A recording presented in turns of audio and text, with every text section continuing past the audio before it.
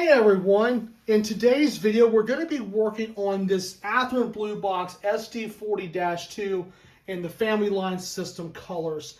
This engine, this belongs to a friend of mine. Hi everyone, in today's video we're going to be looking at this Athearn Blue box SD40-2 in the family line system library. As you can see, the shell has gone through some cosmetic damages, but I have fixed all of those. The drive, it does receive power, but the motor is not turning over. So I have cleaned the contact here with some 220 grit sandpaper off camera to see how clean it would come, and it came pretty clean. I have also cleaned up the commutator. With these Athearn Blue box drives, they're actually pretty simple to work on. I'm going to show you how things are laid out here. You have the contact strip that allows the power to go from the motor to each of the trucks and the light. That's where you see this little copper strip that goes to the light. Obviously, you have your double flywheel motor, the motor itself in the middle, and the motor mounts in the middle. On the bottom, all axles pick up, and these little copper pieces are your bearings, which allow the wheels to actually turn freely. And the coupler cover is here. This is the gearbox cover, which allows you to look into the gears and see what else is inside, where all the gears are. The wheels do need to be cleaned up, and it might just be a seized bearing. Not sure, but we're going to definitely take a look into this engine, see if we can get it to ride the rails once again. So, anyway, I've done some of the cosmetic work off camera before this video was taken. It comes with handrails, which I'm not going to put on yet, but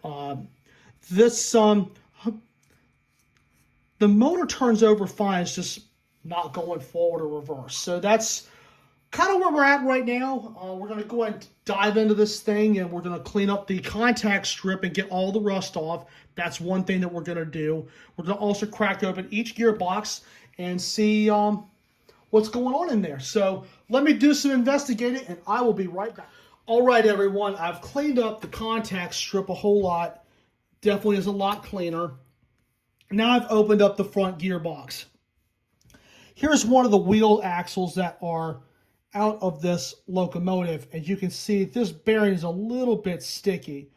Make sure the wheel is assembled properly, and a little bit of oil will go a long way with these bearings. And it's like I've mentioned before, you lubricate your bearings and your axles because you don't want them to stick.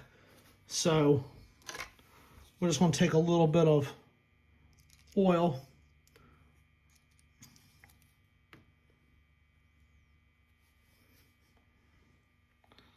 You definitely don't want to unscrew the bearing at all. You can just turn the wheel like this to allow it to work in a little bit. Sometimes you might have to take it off.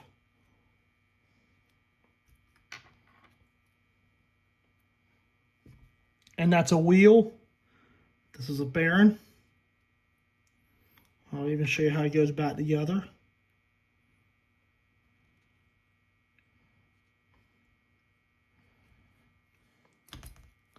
Okay, I'm just working the oil in there just a little bit.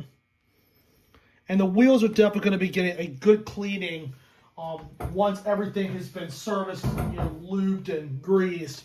So that's what one of the gearboxes looks like. It simply pulls out. Make sure the gears aren't cracked, which usually with the Athearn drives are usually pretty simple to work on, and the gears are a lot better designed than some of the Bachmans. So see, look at there. Pulls right out, and this might be part of the problem. Yep.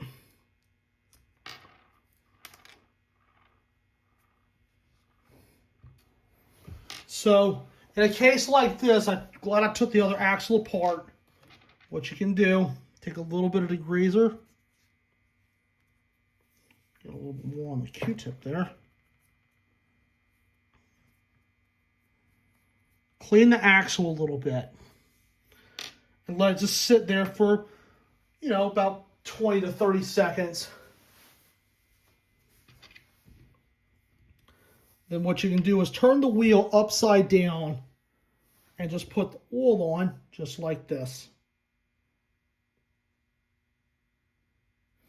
About 3 drops of oil is usually pretty good. Take your bearing, being careful not to drop it. Okay, turns a lot better. Okay, you don't want to put a lot on the axle, but a little bit is not going to hurt it.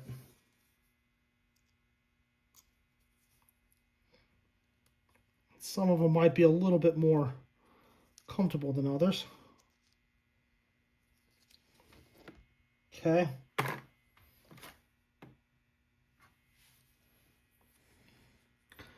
And just simply turn it to work the oil in. And sometimes you can just let it sit for a little bit. You also want to check the other one as well. These aren't... wait. Oh, yeah. It's got to be this bearing here because... that was hard to turn. Okay. Calls for a little oil.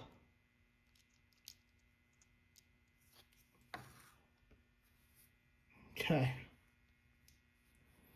Okay. Bearing's free.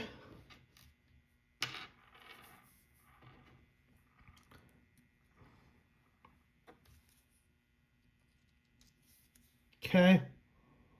I've done all 3 of these axles.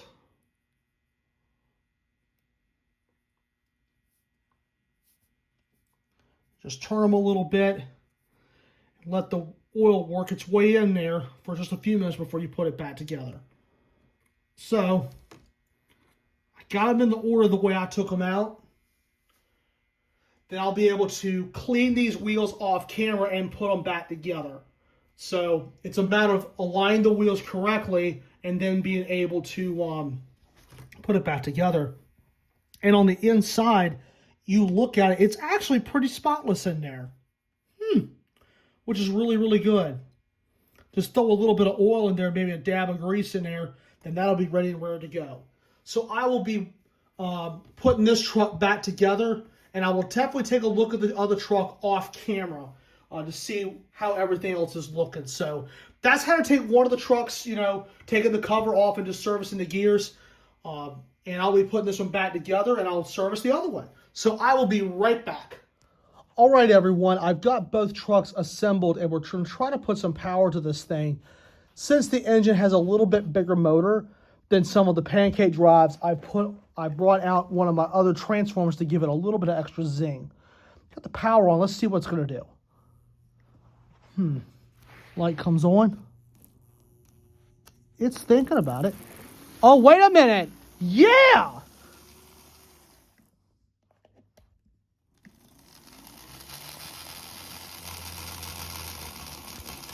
Might be a little bit too much oil on it, but she is moving though. She is moving. So at least we know the drive is actually okay. So I'll go ahead and give the wheels a good clean, and I'll be right back. Hi everyone, we're back on the bench, and I took the rear truck apart again to kind of look at some other areas of the truck that could be causing this problem. There are some electrical contact plates here that sort of act like the wipers on some of the older models. So you see there's a little bit of rust, and I've already sanded the other side to get the rust off, and the rust will block the electrical current. So just take some sandpaper, some 220 is good enough, just enough to take the rust off. Look at there, good and clean. Definitely want to do this carefully.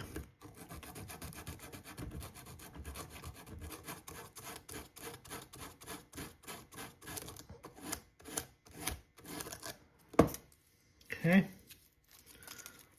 There's a few little spots. And just buff right off.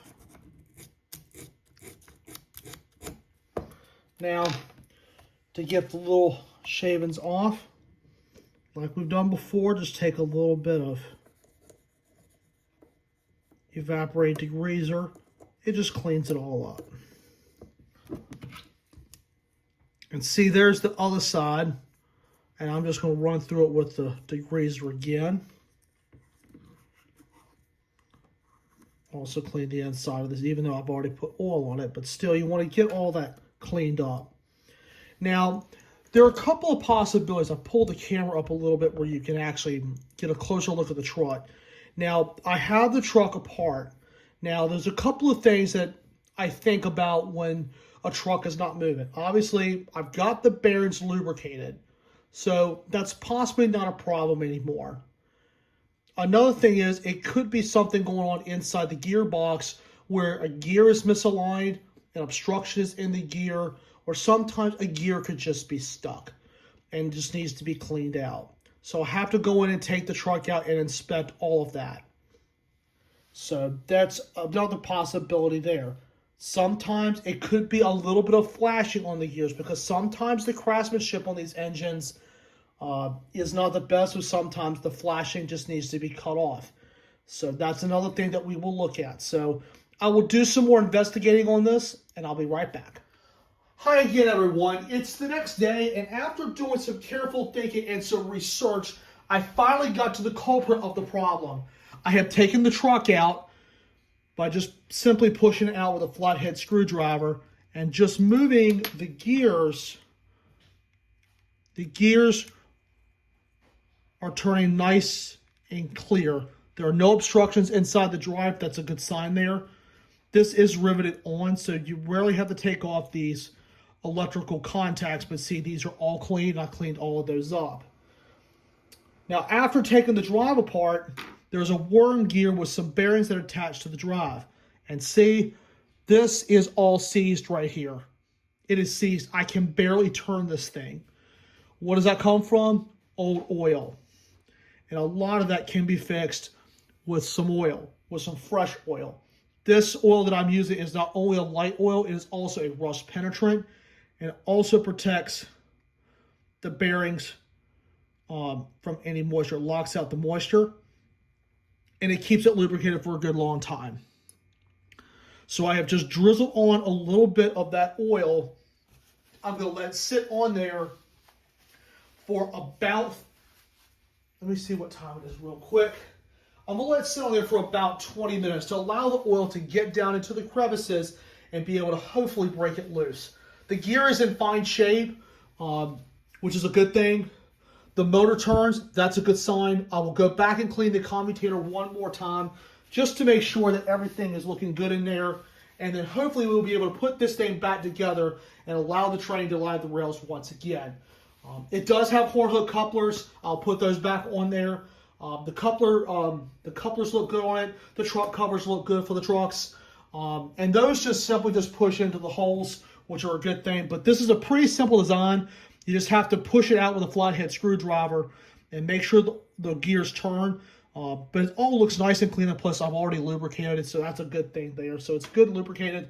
For the worm gear, we'll put a little bit of dab of tacky red grease just to make sure everything is good with it. And I'll also give the wheels a good cleaning as well. So I will go back to work on some of this other stuff, and I will see you back in a few minutes. All right, it's been about 15 to 20 minutes, and I definitely have this bearing rotating now. Bearings are spinning like they should. They are now working as intended. So if you definitely have some penetrating oil, you definitely want that in your repair box, because that is always going to be your best friend in cases like this. So with that being said, we're able to reassemble the drive and be able to put this back on the track and be able to allow the train to ride the rails once again. I also cleaned up the wheels as well with some 220 grit sandpaper. I like using the yellow color because it will show you how much dirt comes off your wheels. So anyway, the bearings are free. This drive can be reassembled. So let's put her back together and we'll put it on the test loop. All right, everyone, we have the Family Line System 8104 on the track, and we're getting ready to put power to him. I've got the shell back on, and I also lubricated a lot of areas, and hopefully this thing will be tip-top shape. So let's give her some power. I'm excited now. All right, we got a light.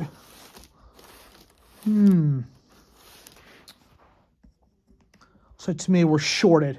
All right, take two. All right, everyone, 2 times the charm. I cleaned up the electrical plate for just a couple minutes there to get nice and clean. I even threw some freight cars with the first 2 are Athearn, and the UP gondola behind is a Bachmann, and the Tyco caboose. So let's go ahead and give her some power. Oh, she's thinking about it. Oh, yeah. Runs like an Athearn should. Yes, sir. Serenity.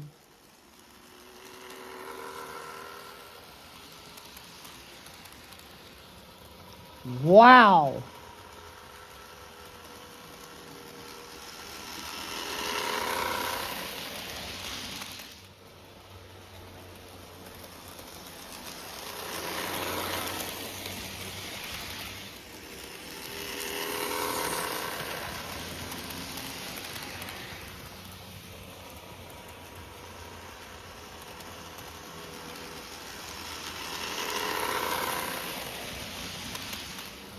All right, everyone, we've been letting the engine run for about 6 minutes now, and it's running really, really well for an Athearn Blue box.